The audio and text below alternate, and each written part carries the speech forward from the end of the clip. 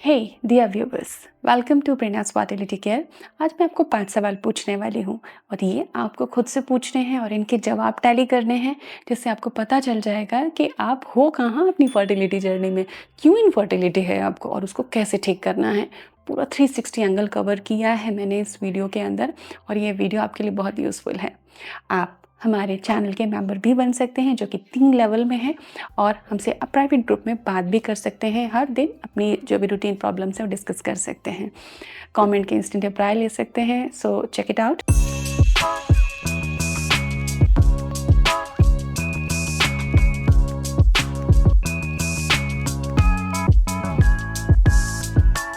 Welcome again. So 5 questions आपको पूछने हैं, चलिए देखते हैं। नंबर 1 क्वेश्चन है कि क्या आपको ओव्यूलेशन नियमित हो रहा है। अगर हम एक साल की बात करें, 12 महीनों की, तो 8-9 महीने हर फीमेल को ओव्यूलेशन होता है। लेकिन क्या आपको ऐसे नियमित ओव्यूलेशन हो रहा है?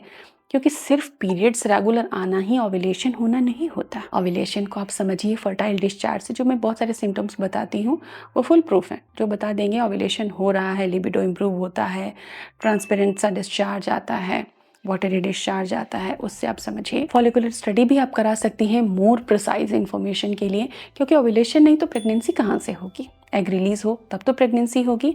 तो सबसे पहले आपको अपना ओव्यूलेशन जानना आना चाहिए। इसके डिटेल वीडियोस आप देख सकती हैं कैसे परखना है। क्वेश्चन 2 कि ओव्यूलेशन हुआ है आपको, लेकिन क्या एग की क्वालिटी और एग की मैच्योरिटी दोनों अच्छी है?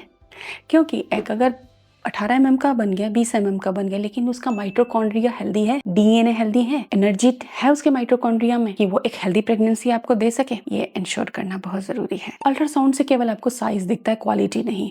तो आप कैसे जानेंगे इन चीजों को? अगर आपके ओव्यूलेशन होते हुए भी रिपीटेड इम्प्लांट फेलियर हो रहा है, पीएमएस रहता है, प्रोजेस्टेरोन नहीं बनता है प्रॉपर आपको, लेकिन ओव्यूलेशन तो हो रहा है आपको, आपका एनर्जी लेवल जो होता है वो अच्छा नहीं, तो समझ जाइए कि एग की क्वालिटी अच्छी नहीं है, भले एग अच्छी साइज का बन रहा है।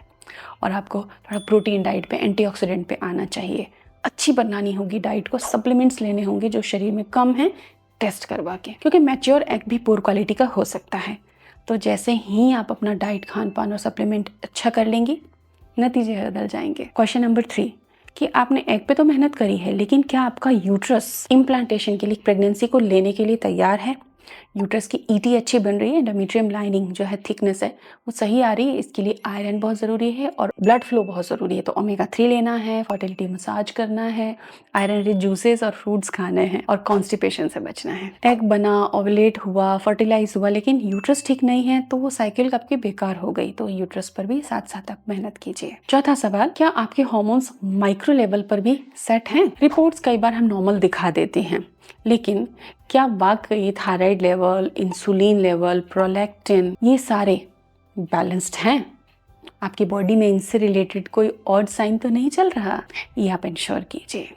आपको हार्मोन्स की विस्परिंग सुननी होगी कि हार्मोन माइक्रो लेवल पर भी क्या कह रहे हैं, अपनी बॉडी को फील करके। 5वां सवाल, क्या आपके साथ मेल फैक्टर इनफर्टिलिटी तो नहीं है? हो सकता है कि आप फिट हो, सब कुछ ठीक हो, और हस्बैंड के साथ दिक्कत आ रही है, क्योंकि हस्बैंड एंड पुरुषों को बाहर एनवायरमेंट का एक्सपोजर रहता है, उनको ऑक्सीडेटिव स्ट्रेस ज़्यादा रहता है, उनकी स्लीप इश्यूज होते हैं, उनके डाइट इश्यूज होते हैं, कैफीन इंटेक उनका ज़्यादा हो जाता है, कई बार कुछ एडिक्शंस भी हो सकती हैं। 40 to 50% केसेस के अंदर मेल फैक्टर इनफर्टिलिटी पाई जाती है, तो उस पर भी ध्यान देना है।